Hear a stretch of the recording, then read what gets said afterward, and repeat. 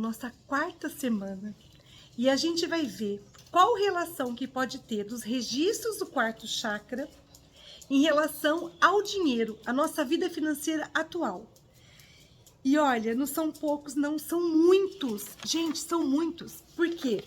Porque se a nossa vida financeira tem a ver com os modelos, que modelos? Modelos da infância. E aonde estão?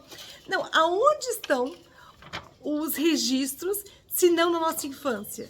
Se não que foram modelados pelos nossos pais, pelas pessoas mais velhas, professores.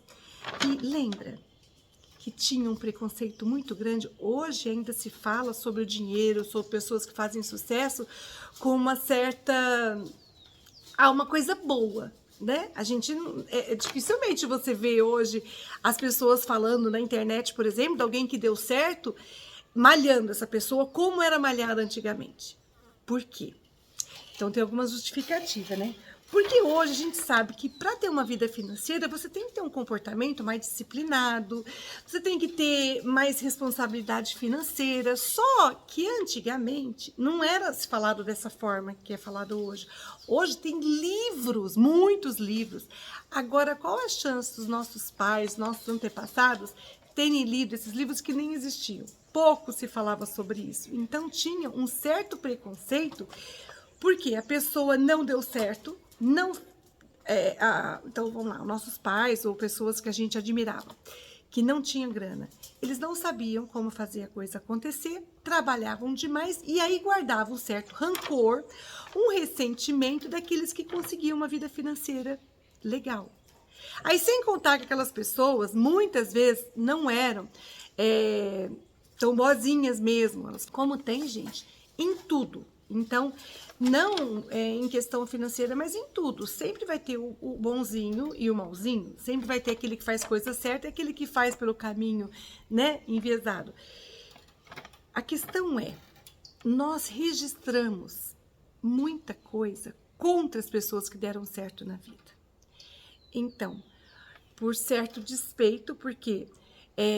puxa, se eu trabalhei a vida inteira, se eu fiz tudo, se eu fui correto, se eu fui honesto, se eu não ganhei dinheiro, logo, quem tem dinheiro fez a coisa desonestamente. E não porque fez a coisa certa, e não porque conseguiu investir no lugar certo, poupar, gastar menos do que ganha, conseguiu ganhar mais, porque conseguiu fazer de alguma forma com que o seu trabalho fosse mais valorizado. Hoje a gente entende que tanta coisa influencia uma pessoa com ou sem dinheiro. Mas tanta coisa, gente. Às vezes é uma escolha que você fez na vida. Uma escolha errada que você fez. Um caminho que você pegou. Um atalho. Ah, não, eu não vou fazer hora extra porque isso é ser explorado. Pronto, você pegou um atalho que você não vai fazer nada mais do que está sendo pedido para você. Ah, porque a pessoa pode se matar de trabalhar e ela nunca vai conseguir. E é uma escolha de crença até. Porque depois da sua crença, aquilo vai acontecer como um comportamento. Nós registramos muita coisa da nossa família que influencia hoje na nossa vida financeira e de alguma forma causa um medo. Mas medo de quê? Medo de se igualar àquelas pessoas que os nossos pais tinham preconceito. Medo de perder tudo, porque também tinha aquelas histórias de que fulano era ambicioso demais. Eu lembro dessas histórias. E aí caiu. Mas também, ó, quanta ambição. Por que não ficou bem do jeito que estava? Não, então, medo de ser ambicioso, querer mais do que deve. E aí, se eu quiser mais do que eu devo, eu posso perder tudo, sabe? Lá no inconsciente tem umas coisinhas guardadas, registradas, que vão mover as nossas ações hoje. Quando a gente entende isso, que aquilo que eu acredito é o que vai mover as minhas ações e as minhas ações vai me trazer prosperidade financeira ou não, a gente vai ficando mais consciente. Tá, mas por que eu tô fazendo assim? Por que eu tô tendo esse comportamento? Então, às vezes, hoje você tá ali conversando com uma pessoa e ela te conta os planos dela. E, de repente, você fica meio incomodado. Por que você tá incomodado? Se os planos são bons. Mas assim, nossa, será que essa pessoa não tá exagerando? Será que ela não tá olhando demais pro dinheiro? Porque a gente tem registro aqui. Tem medos. Tem medos. Se você escuta pessoas contar de um projeto e esse projeto é audacioso, se isso e você sente um mal-estar, olha o que pode estar acontecendo. Porque esse mal-estar vem de algum medo que você carrega. Ontem mesmo, eu estava conversando e um filho contando. Ai, porque isso, cheio de planos. E eu fui percebendo um certo mal-estar. E aí depois, analisando por quê? Porque hoje eu ia gravar esse vídeo, eu falei assim, gente, por que esse mal-estar? Aí você começa aqueles medos. Nossa, pessoas que você ama, que falam que vão ganhar, que vão fazer. E aí, quais são os medos que essas pessoas sofram depois porque perdeu? Ou porque elas sofram porque elas têm mais do que a média? Porque esses medos estão registrados. E são eles também que vão comandar a nossa vida. Então, se a gente tem medo que uma pessoa que a gente ama, está no quarto chakra, sofra, a gente também tem medo de sofrer, porque isso também vale para os dois lados. Para quem a gente ama e para a gente mesmo. Como é se eu ganhar e perder igual aquelas histórias que eu escutava, porque a pessoa foi enganada, porque aí ela perdeu tudo. Então, você sempre fica assim, em vez de usar essas histórias para que elas fortaleçam a nossa estratégia, não, peraí. Eu sei de histórias que pessoas começaram a se deslumbrar. Então, o deslumbramento pode me levar para um lugar que não é legal, que eu começo a trocar valores, eu começo a deixar de fazer coisas realmente importantes para a minha vida e começo a desviar tudo para o dinheiro. Não. Então, eu tenho que entender bem qual é o valor do dinheiro, para que eu não desvie das coisas importantes que eu levaria o dinheiro.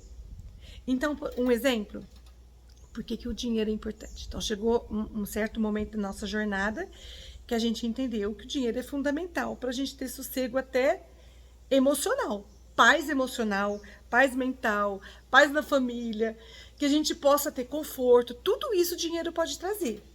A liberdade financeira. E aí, a gente já também sabe que se o dinheiro me afastar dessas coisas, então eu estou fazendo alguma coisa errada. Porque se eu tiver mais dinheiro e isso for o suficiente para me deixar ansioso o tempo inteiro, mais aflito porque eu posso perder, então você está fazendo o contrário. O dinheiro para de exercer aquilo que ele veio fazer na sua vida. Qual é a função? De trazer conforto, de trazer mais segurança, de trazer uma vida boa, de trazer mais tranquilidade emocional, que você possa fazer mais coisas pela sua família. Aí não, se o dinheiro te afastar da sua família, então tá errado. Se afastar você da sua paz, tá errado. Se em vez de trazer uma vida boa, traz uma vida mais miserável ainda, porque você precisa guardar mais ainda. Então são memórias que a gente pode ter guardado ali das coisas que a gente escutou quando era criança, que chega um momento que o dinheiro, em vez de trazer coisas boas, começa a trazer coisas ruins, para comprovar aquilo que os nossos pais falaram. Vendo? O dinheiro afasta pessoas boas, só pessoas interesseiras. Não, gente, porque pessoas com dinheiro também convivem com outras pessoas com dinheiro. E a gente começa a entender que para você conseguir juntar dinheiro, ter uma liberdade financeira, você tem que ter uma cabeça boa para isso.